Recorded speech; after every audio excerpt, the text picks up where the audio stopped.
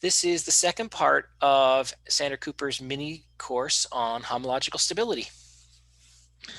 Okay, thanks for everyone who came back for the second part, and hopefully also for the third and fourth part. Okay, let me start sharing.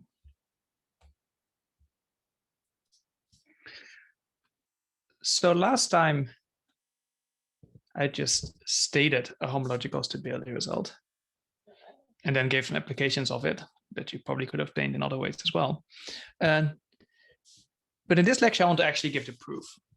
And I'm going to mostly try and follow the notation of a framework for proving homological stability results due to Oscar Wendell Williams and Natalie Weil. So if you have to prove your own homological stability result, I highly recommend you look at that paper. The references are in my notes because they give a general framework that tells you what exactly you need to prove. Okay, but we're just gonna prove one of the easiest homological stability results, which is the one for symmetric groups. And doing so follows a strategy that, as far as I can tell, goes back to Quillen. As far as I know, it wasn't published, but you can find, well, you could try to find it in his unpublished notebooks, which have been digitized. Unfortunately, where this argument starts, those pages have been bleached because they were left on top of a pile in the sun. Nonetheless, the argument was reconstructed by David Sprague and Natalie Weil, so you can still read it in their paper. Okay, so here's the theorem that we're trying to prove. So a qualitative statement is that the sequence of spaces given by the classifying spaces of symmetric groups and stabilization given by including one symmetric group into the next one as permutations of the first n letters, that this exhibits homological stability. But if you want to prove this, at least using the method I'm going to give, you're going to have to prove a quantitative statement, which is the range I gave last lecture. It says that the induced map on the homology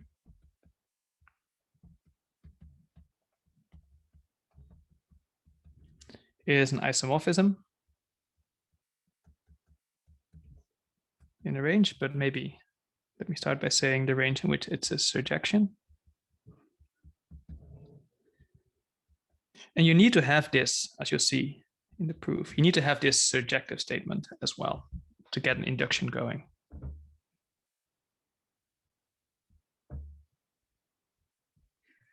As I remarked last time, maybe it's better to phrase everything in terms of relative homology of the stabilization maps, and in the last lecture, we'll see that come back. Okay, so this is the theorem that we're going to prove with these particular ranges. And to explain the strategy, let's recall that the classifying space of a group, in these examples, the group would be a symmetric group. We defined it, or we constructed it, as the geometric realization of the nerve of a certain groupoid. And as the notation suggests, this is some kind of quotient.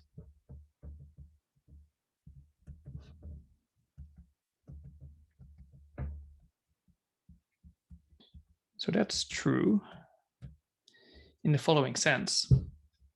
Whenever you have a space X with an action of the group G on it, so let's call this a G space, you could take the quotient. That would be ill-behaved from a homotopical point of view. If you replace X by a homotopic equivalent space with a G action, you might get a very different quotient. To fix that, you can take the homotopic quotient.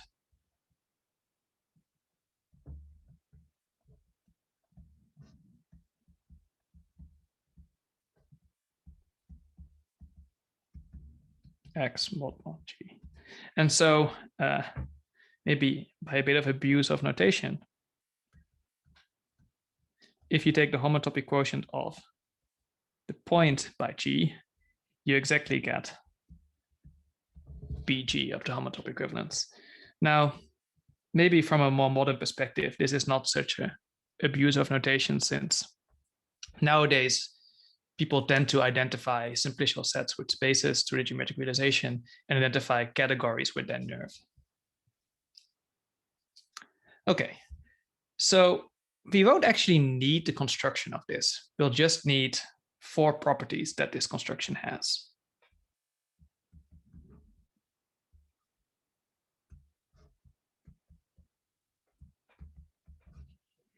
So I'll write them on the next page.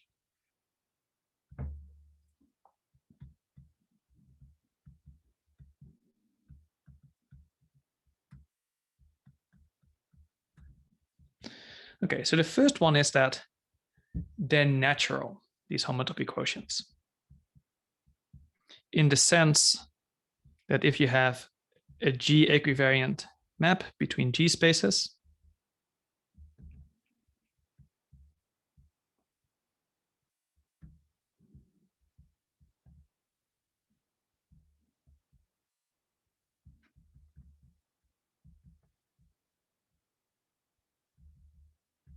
in other words, G of G applied to f of x is f of G of x.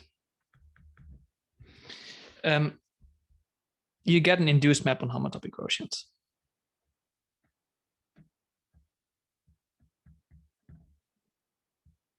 Okay. The second property we need is that they preserve homological connectivity.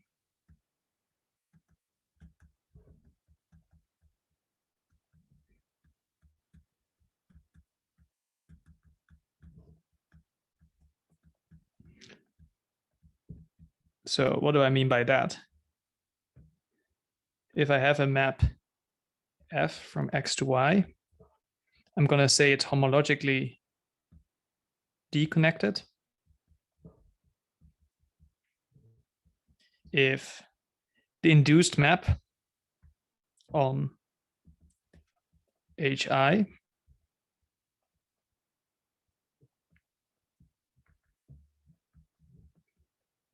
is an isomorphism. Actually, let's start with surjection for I less than or equal to d, and an isomorphism for I less than or equal to d minus 1. Okay, so it's just like connectivity in terms of homotopic groups, except we replace homotopic groups by homology. So the statement is that if we have an F as above, that's homologically deconnected,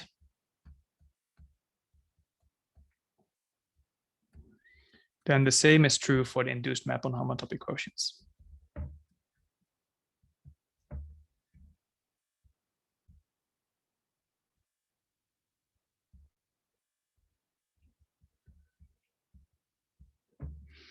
Okay. The third property that we'll need is that they play well with geometric realization.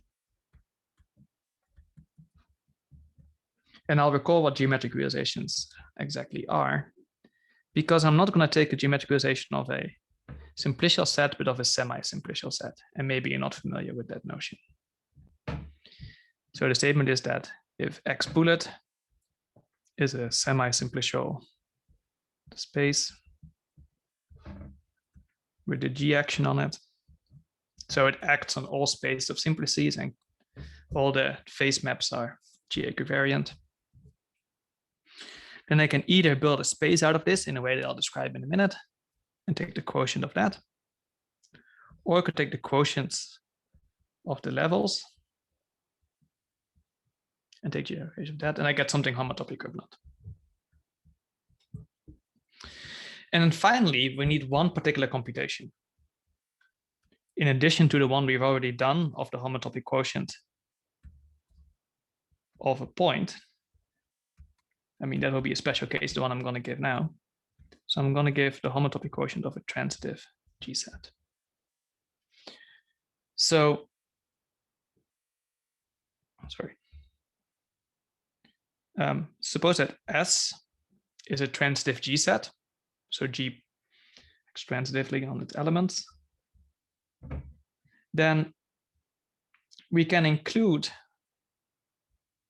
one of the elements into S, and G will no longer act on that. But the stabilizer of the element in G does act on that. And there will be an induced map like this. That will be a weak equivalence. And since this element S is just homeomorphic to a point, you can think of this as the classifying space of the stabilizer of, sorry, in the notes I wrote the other way around.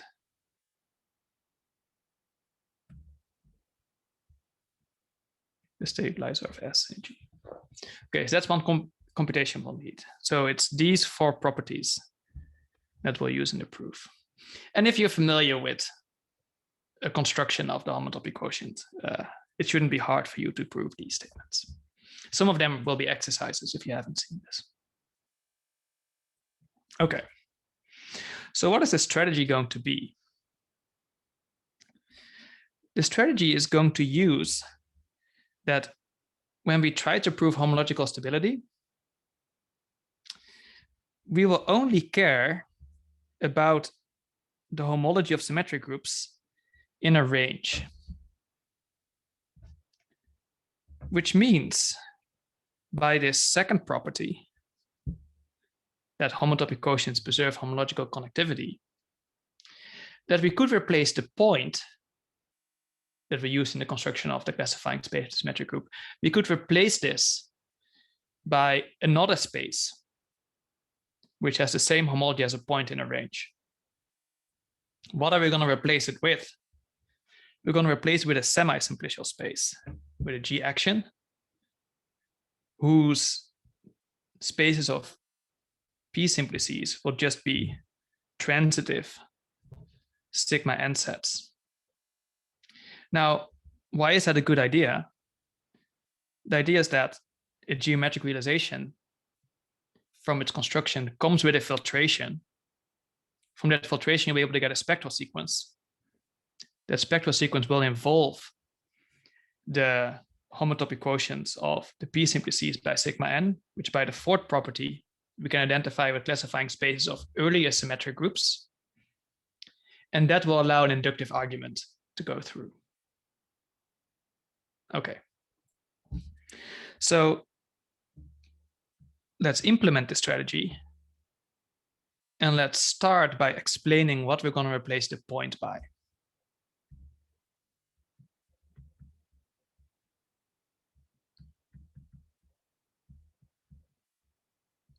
So we're going to need some kind of semi-simplicial space that realizes to something that has high homological connectivity, but whose space of P simplices are going to be transitive sigma n sets. Okay, so let me just do a little bit of recollection. You've probably seen many of these things before. Also to fixed notation. So delta is the usual category of non-empty finite ordered sets.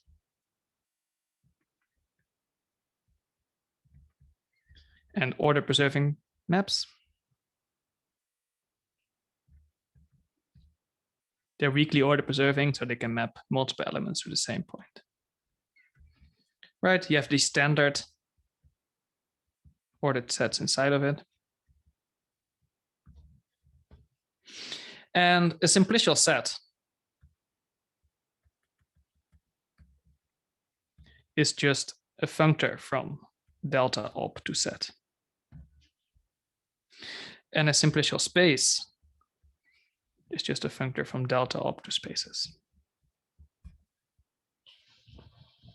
Okay, now what do these things consist of? They consist of a set or space xp which is given by evaluating X on this ordered set P. These guys form a skeleton. And their particular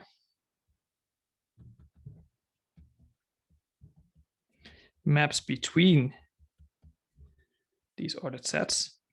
What delta I does is skip the ith element. Actually, let me slightly change the indexing.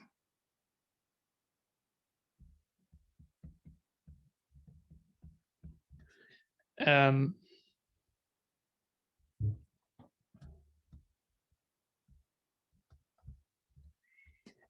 there's also sigma I going the other way, which doubles the ith entry.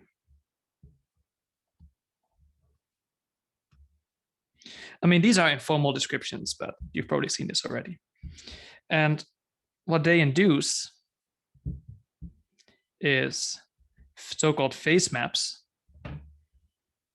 from xp to xp minus 1 and degeneracy maps si from xp minus 1 to xp. And now you can form the geometric realization of this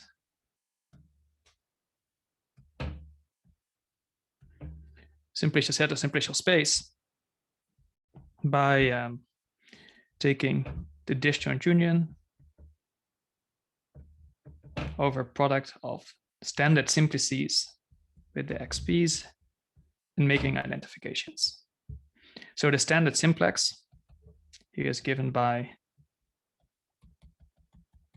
some collections of real numbers whose sum is equal to 1. And the equivalence relation is generated by saying that delta I of t, so this inserts a 0 in the ith spot. X is equivalent to x, equivalent to t dix, and sigma I dx is equivalent to t six.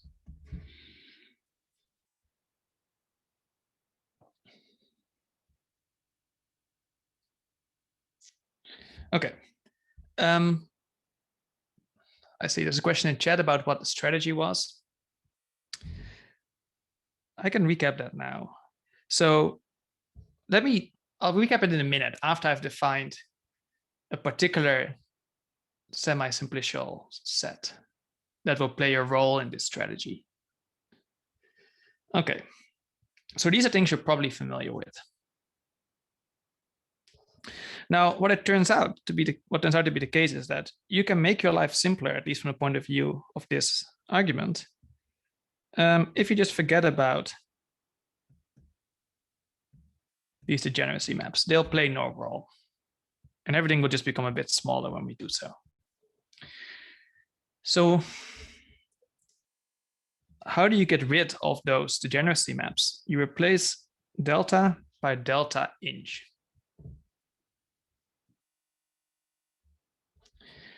What is this? It still has the same objects, which are the non-empty finite ordered sets. But the morphisms are now injective order preserving maps.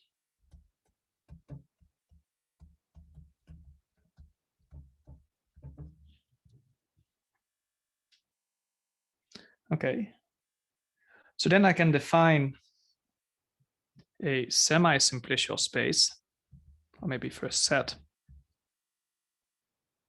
as a functor from delta inch up to set, and a semi-simplicial space as a map from delta inch up to spaces. And I can take the geometric realization in a similar manner by just writing down the same definition, but not using the degeneracy maps. So now this equivalence relation is generated by saying that delta I t x is t dix.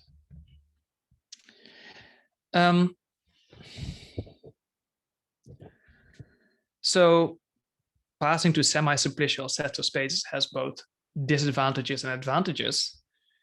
They're not as nicely behaved as simplicial sets, for example, in terms of taking products. But they do tend to be smaller because you don't have to add in all the degenerate simplices. And they're slightly better behaved from a homotopical point of view, which will mean that I am occasionally allowed to ignore various cofibrancy conditions. So I won't really talk about these. But what's important for us mostly is that these things are a bit smaller. Okay. So the first step in the strategy is to replace the point in this quotient by the geometric realization of some semi-simplicial set.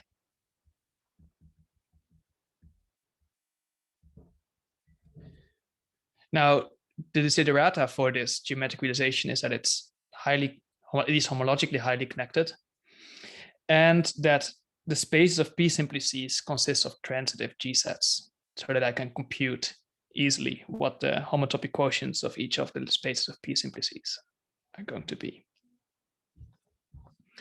Okay, so in our case, the semi-simplicial set will be something that's denoted WN1 underline bullet. So this is a bit of a clunky notation, but I've chosen it so that it fits well with this paper of Wendell Williams and Weil. Okay, so to define it, I'm going to need one more category called Fi.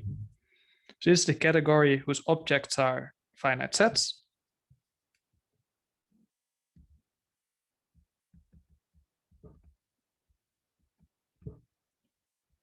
And whose morphisms are injections.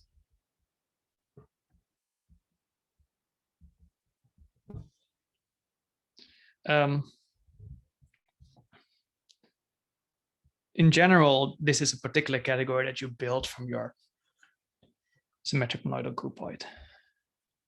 But we'll see that in the next lecture. Okay, so what is WN1 bullet?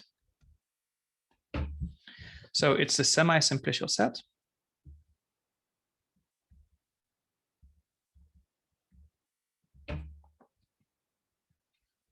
whose P simplices are given by the following.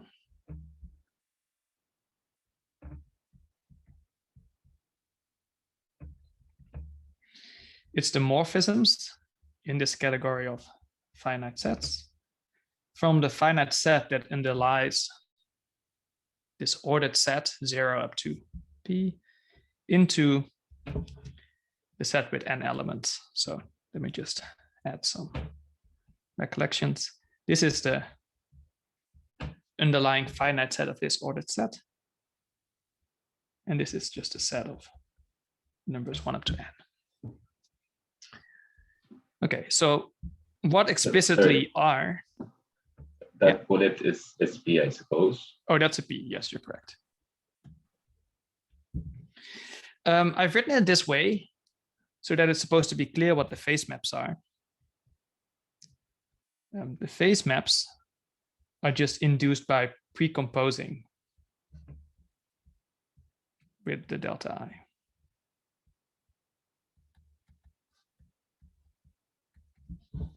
So they'll just delete one of the elements in your sequence. But you can be much more explicit about this. Okay. So WN1P, what is it? explicitly its sequences M0, M1, dot, dot, dot, MP of distinct elements of the set 1 up to n. And what does DI do? DI deletes one of them. Okay.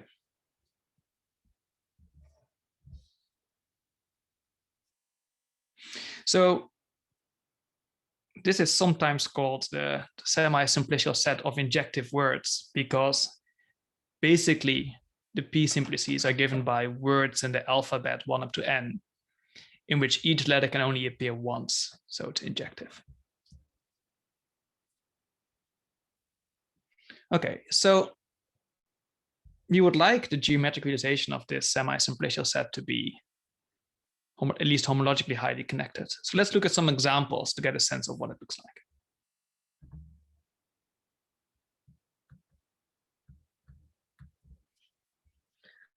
Okay, so what about W2?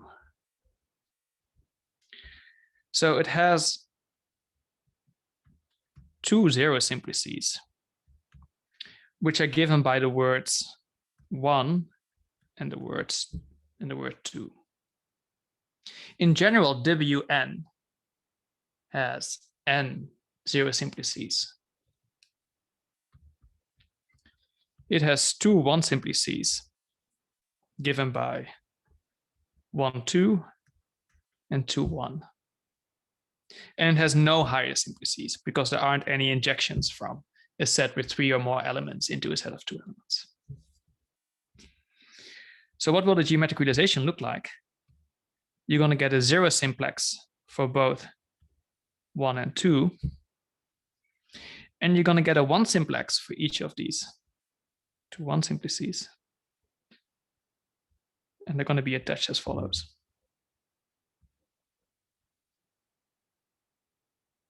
So the geometric realization is going to be a circle.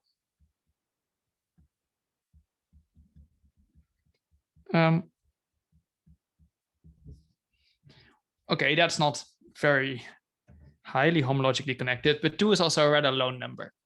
So that's fine. It's at least path connected. What if we look at W3? Okay, so this is going to be much more complicated to draw. I mean, it's going to have 3 zero simplices. It's going to have 6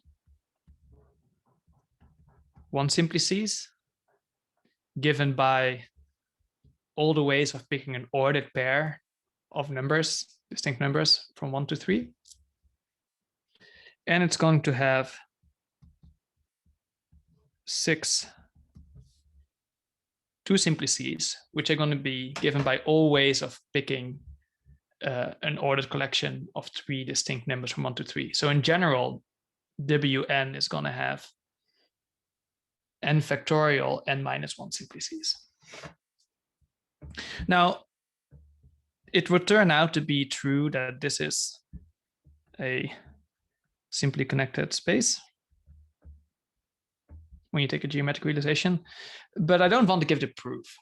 I'm just going to pick like a random loop and check that it's no homotopic, just to make it plausible that this is a true statement. So what is a example of a loop that you can write down? Well, you could take just the loop that we saw appear already when we looked at W2. Okay, so why is this null? If we take the 2 simplex that corresponds to 1, 2, 3. So maybe now I should put some arrows on these to remember how we're identifying them with the interval.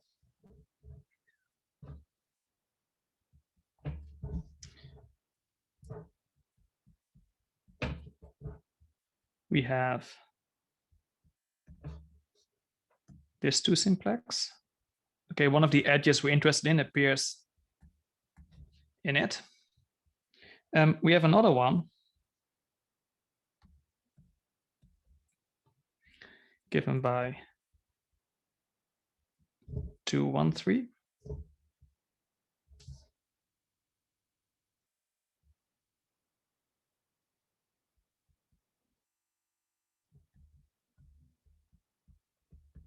So it will look like this. And what you see is that this edge gets identified with this edge. This edge gets identified with that edge. And when you make this gluing, these guys will glue together to a cone that gives a null homotopy of this loop. Okay, it's not so hard to just compute in general what the fundamental groupoid is. So that's what one of the exercises will do. Okay.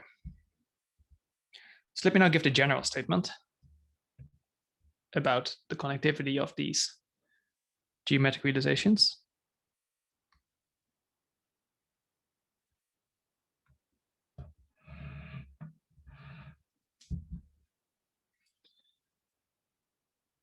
So the geometric realization of Wn is homologically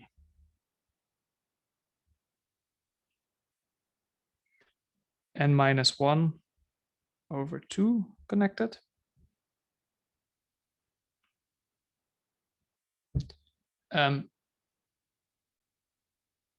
Something much stronger is true, but this is all we'll need in a proof. And this connectivity is much simpler to prove. And the second statement is this other desideratum, which is that this is a transitive sigma n set. Okay, that's true because the symmetric group acts transitively on these injective words. And the stabilizer of some element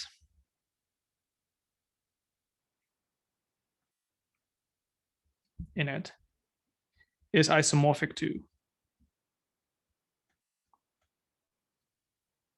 sigma n minus p minus 1. Okay, where does the minus 1 come from? Well, in a p simplex, you have words of length p plus 1. A 0 simplex has a single letter in it. So the upshot of this section is that this geometric realization, it can serve to replace the point in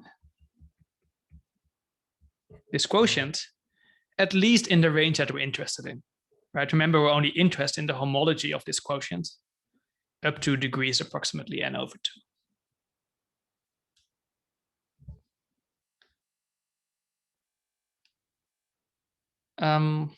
So there's a question about, I would have to think about what that complex exactly was again, the Salvetti complex. It sounds pretty plausible based on my recollection of what the Salvetti complex is, but I'll try to answer your question at the end of the lecture, because then I have a chance to look up the definition. Okay, so now we get to the second step.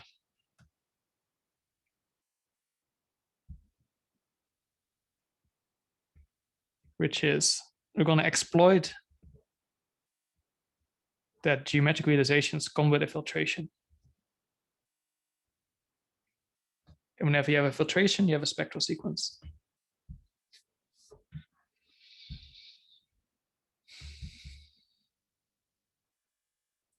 Okay, so probably you've seen spectral sequences before. If not, then parts of these arguments are going to get a bit magical, but if not, I recommend you look at some of the references and then go back to these sections. Now, the point is that whenever you have a geometric realization of X, it comes with a filtration. It's called the skeletal filtration, even though if X bullet is a semi-simplicial space, it's not really a skeleton. Given as follows. It's going to be an increasing filtration. And what you do is, instead of using all of the spaces of P simplices, you only use the first R of them. I guess R plus one of them. Okay, the equivalence relation is the same as before, but the crucial point is that this indexing set does not run over all P.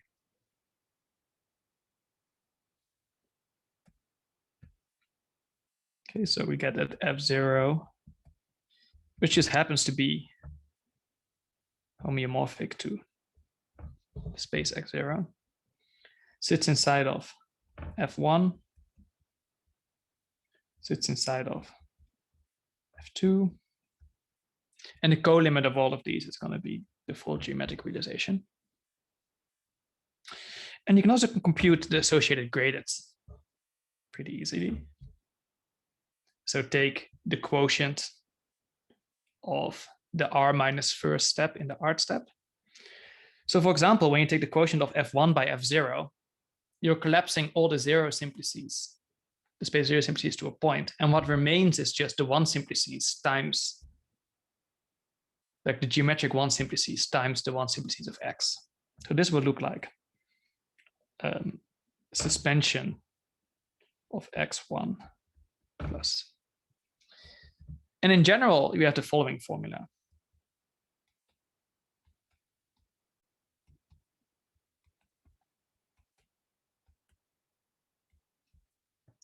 So it's just a quotient of a simplex by its boundary, and then wedged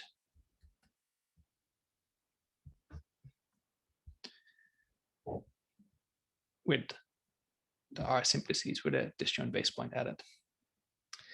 Okay. So whenever you get a spectral sequence from a filtration, what appears on the E1 page is the reduced homology of these associated gradients. So what is it going to look like in our example? It's going to look like the homology of R with some shift, because there's some R-fold suspension happening when we're taking the wedge with this delta R mod its boundary. But that exactly will cancel out a shift that appears in the construction of spectral sequences. So I think I missed what the plus stands for here. Oh, it means add a disjoint base point. Oh, all right. Okay. So Sorry. the resulting spectral sequence is the following one.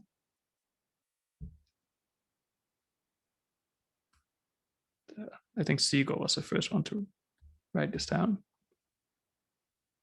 Just because of its shape, it will be convergent and will be in the first quadrant. Its E1 page is given by the homology of the spaces of P simplices, and it converges to the homology of the geometric realization. Okay, now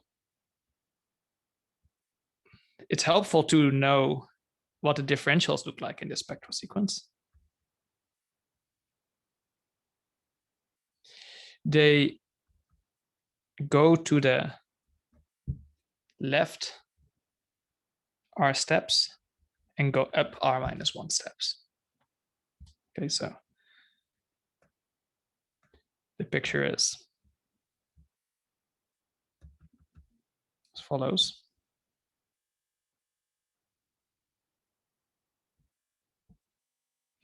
The first one is D1.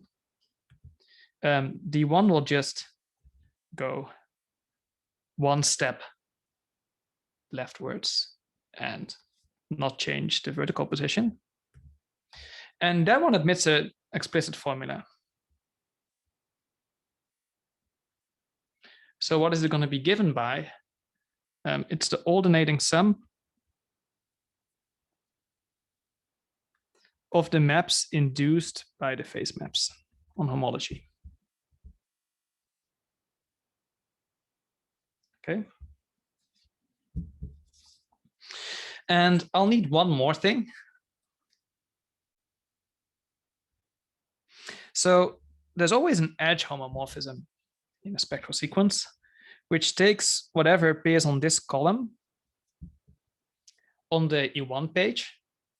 It maps it to E infinity. You take quotients by the images of various differentials. And then by the way that the spectral sequence is related to its abutment will map to the homology of what it converges to. And that's just what you expect it to be. So the edge homomorphism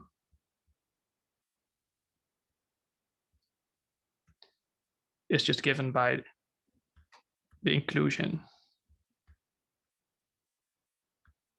of X0 into the geometric realization.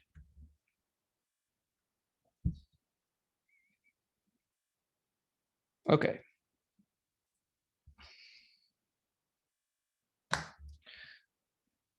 So we'll apply this not to the geometric realization of Wn, but the geometric realization of the homotopic quotient of Wn by the symmetric group.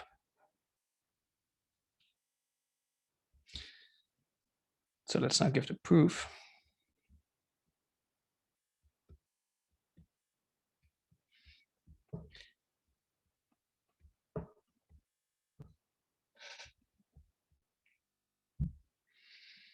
Okay, so the proof will be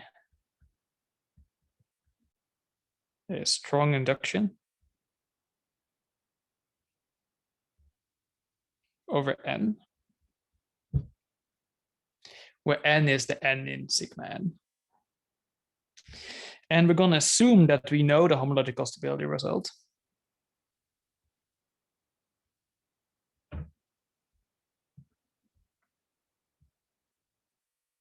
And I'll repeat it when we actually have to use it explicitly. For m less than or equal to n, and we'll prove it for n plus 1. Okay. Now, there's not so much to do in very low degree or very low n, just because the statements are essentially trivial then. So we'll just assume, for the sake of simplicity, that n plus 1 is at least 3. Okay.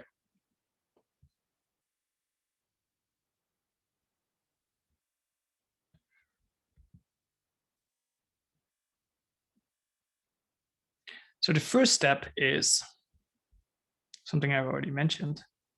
It's going to be to replace the point by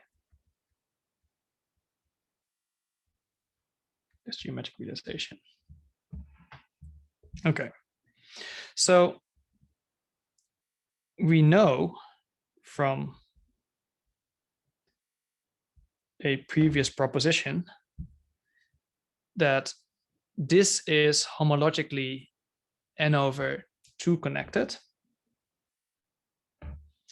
So that means that the map, its canonical map to a point, is homologically n over 2 plus 1 connected.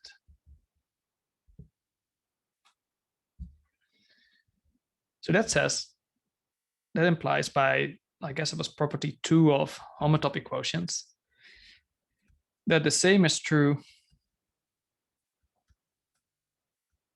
when we take the homotopic quotient by the n plus first symmetric group.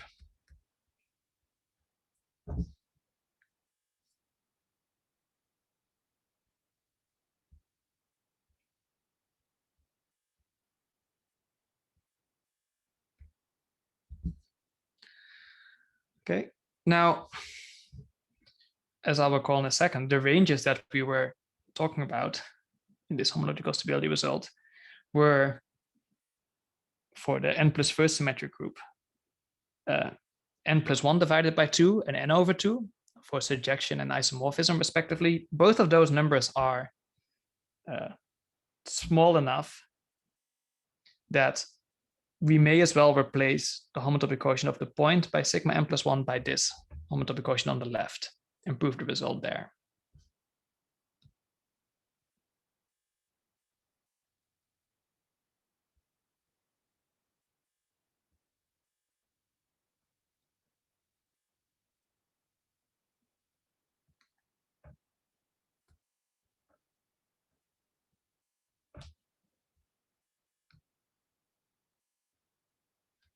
Okay, so that's what we'll do now.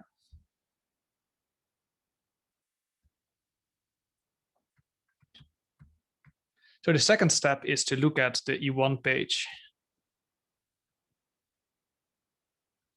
of this geometric realization spectral sequence and try to understand it. So which geometric realization spectral sequence are we going to look at? Well, we're interested in this homotopic quotient, but by property 3 of homotopic quotients, that they commute with geometric realizations, we might as well take the quotient on the inside. And it's the right-hand side that will take the geometric realization spectral sequence for.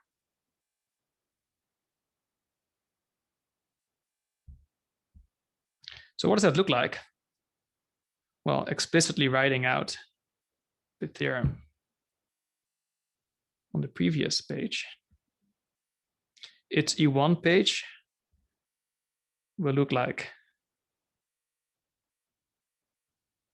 the Qth homology of the P simplices quotiented by sigma n plus 1. Let me just drop the z's from the coefficients for the sake of simplicity, and converges to the homology of this geometric realization.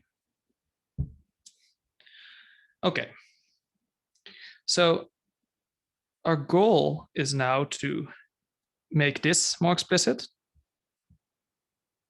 the entries on the E1 page. So we'll write it in a more familiar manner and compute D1 in terms of that identification. Okay. So we saw before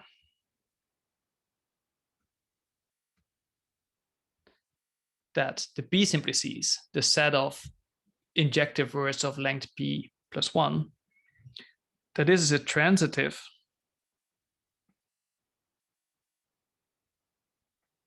sigma n plus 1 set. So if we pick some injection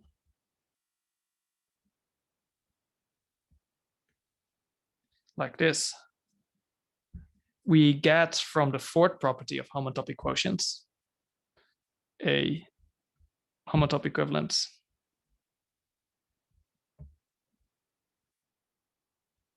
from the stabilizer of F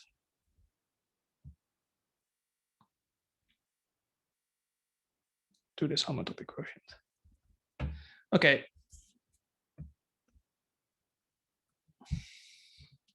So now we have to make a choice. Which F are we going to use to make this identification? And it's going to be important to keep track of which one we used. So we'll take F to be IP, which is the inclusion of the last P plus 1 elements.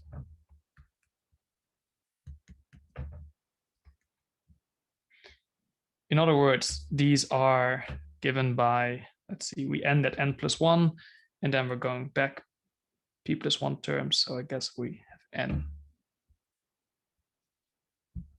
minus P there.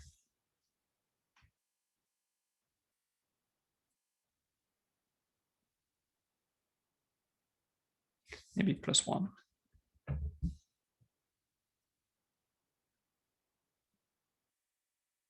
Yeah, that sounds about right.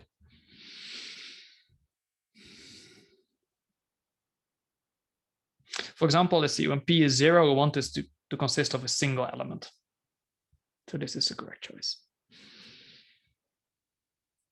Okay, now why do we pick this? Because then the inclusion of the stabilizer in here is just going to be given by exactly an iterated stabilization map. I stabilized by adding an element at the end of our list. Okay, so having made this choice, we get that E1PQ is HQ of the classifying space of sigma n minus p, and p starting at 0. These are all groups that we have information about already using the inductive hypothesis. So that completes this step of making more explicit what the entries are in the spectral sequence, but we still need to figure out what the differential is. This is one that we still need to do. So let me do that. I've already put the check mark there. So the D1 differential is the alternating sum of the induced maps by the phase map. Okay. So let's see how that behaves with respect to the identifications that we've made. So the following diagram commutes.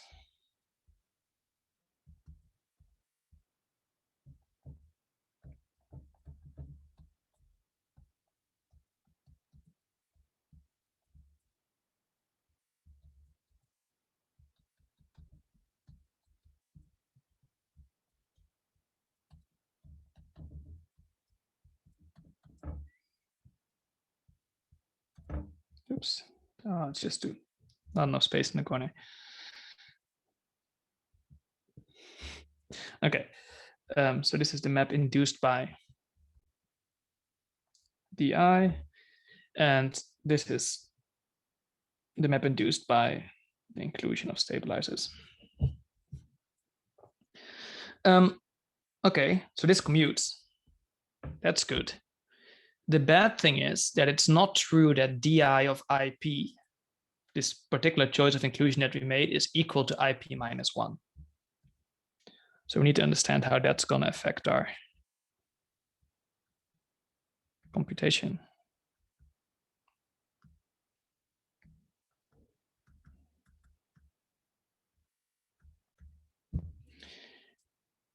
Instead, there exist many elements of your group that have the property that they send DI of IP to IP plus 1. And when we pick one of these, we can make a commuting diagram that only involves the standard inclusions. And it looks as follows.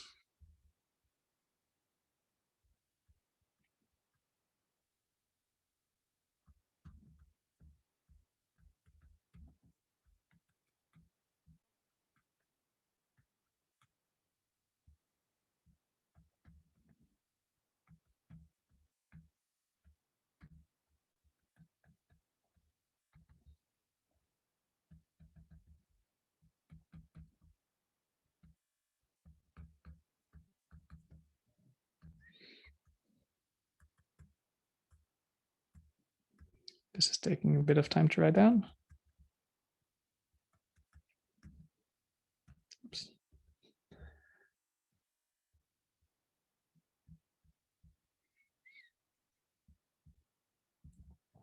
So what you need to do is on the left conjugate with the element HI. And on the right, act by the element hi and conjugate the group at the same time. So now, here we have just your inclusion composed with this conjugation map. Now at least both this term and this term involve the standard inclusions. But the problem is that there's this conjugation map appearing on both the left and the right. Now, the one on the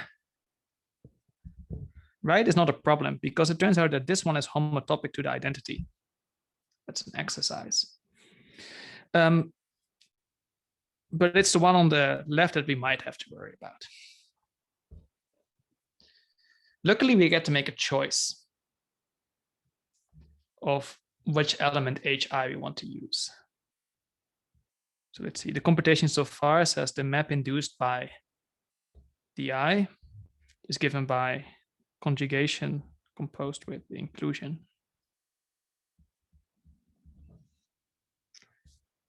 Okay. That's good. And now we're going to pick hi to be a transposition which swaps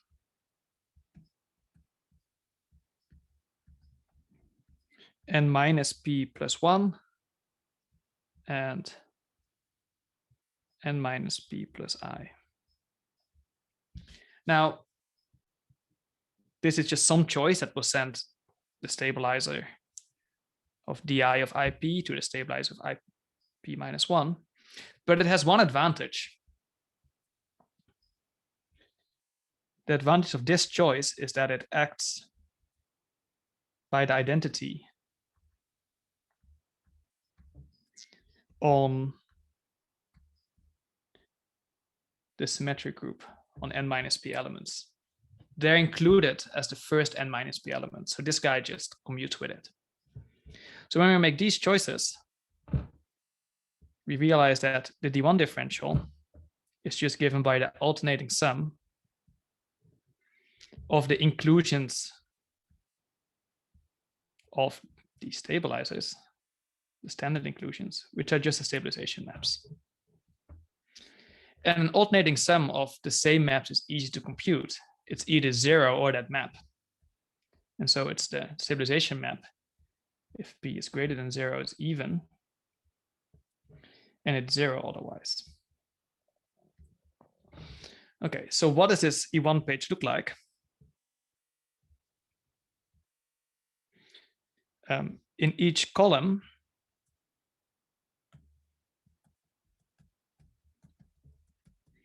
you're going to see the homology of a symmetric group.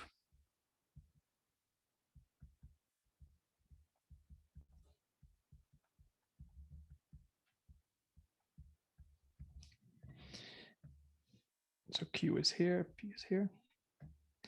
And the differential is either 0 or the stabilization map. And then 0 again, stabilization map, etc.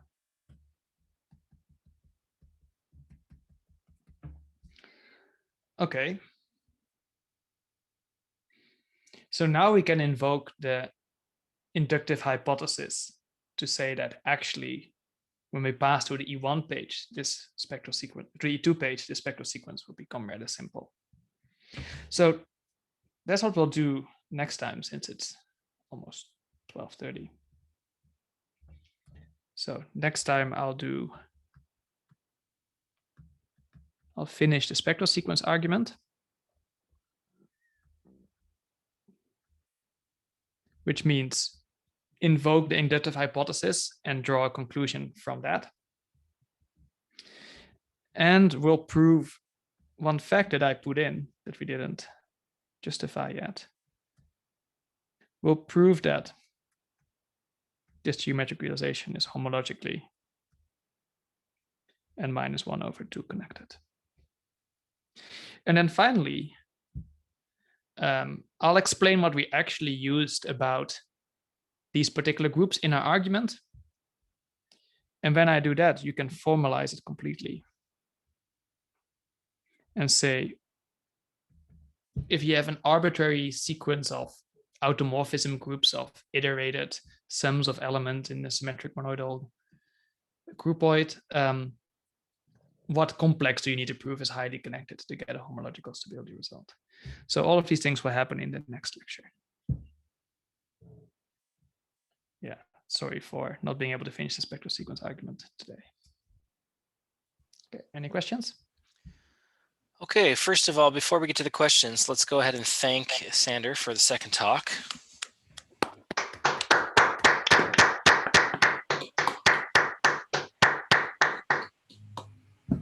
And now we'll go ahead and ask for questions.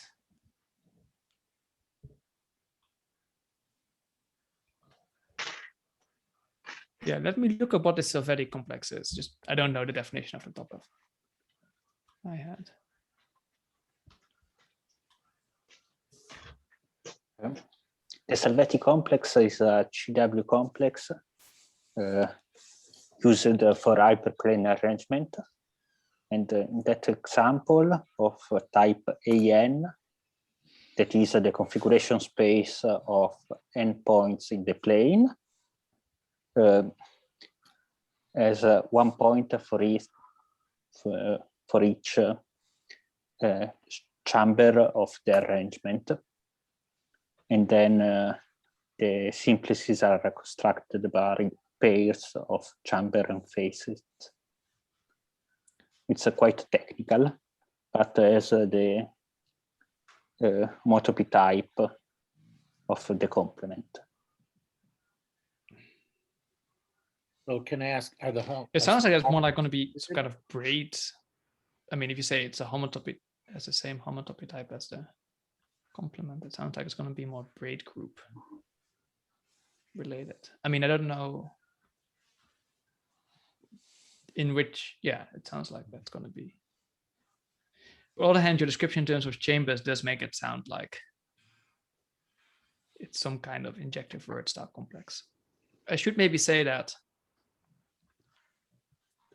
at least for configuration spaces of points in Euclidean space of dimension at least 3, some arguments, I mean, there will also be some complex that you have to prove is highly connected. And some of the arguments bootstrap from the connectivity of this complex of injective words to do so. Of course, if it's braid group related, it's in dimension 2, and you would have to confront a slightly different complex there. Thank you. So I guess that's not really an answer to your question, but I imagined when you look at the definitions, you can't work out whether it's the same as this complex or not.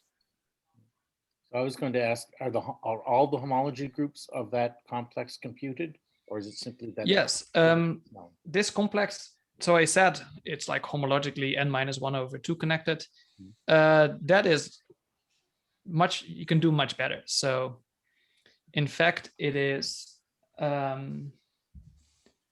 to get the, so let's see, the top simplices are the n-1 simplices.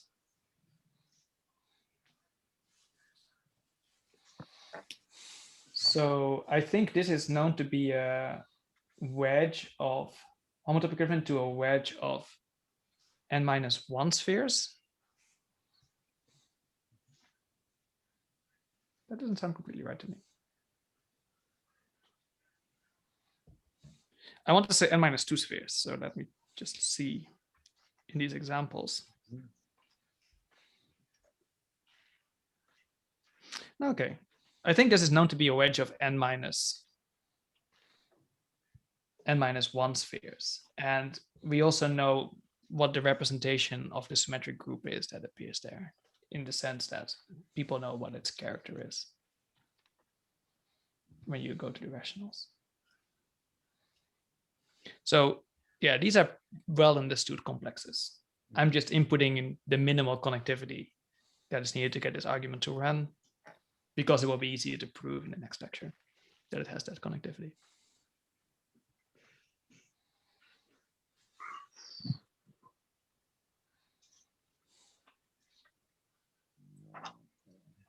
What was this Nakaoka's original argument? Oh no, no. No, he did much more.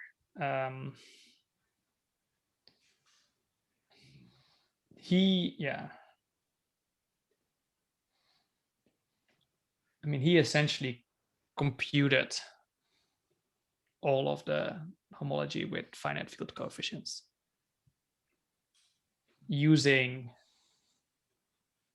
knowing that various things are injective, concerting certain elements, concerting certain homology operations that you can use to get new elements in homology. It's quite a different argument.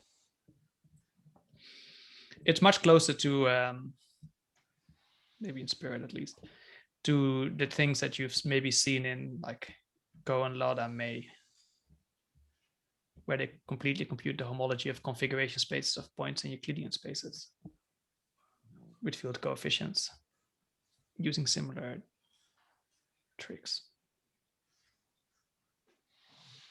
Yeah, I think this strategy is due to Quillen, but I'm not 100% sure.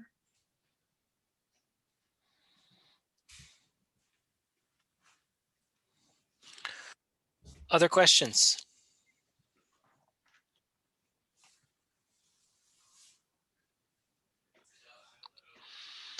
Okay, if not, then we'll wrap things up here for today.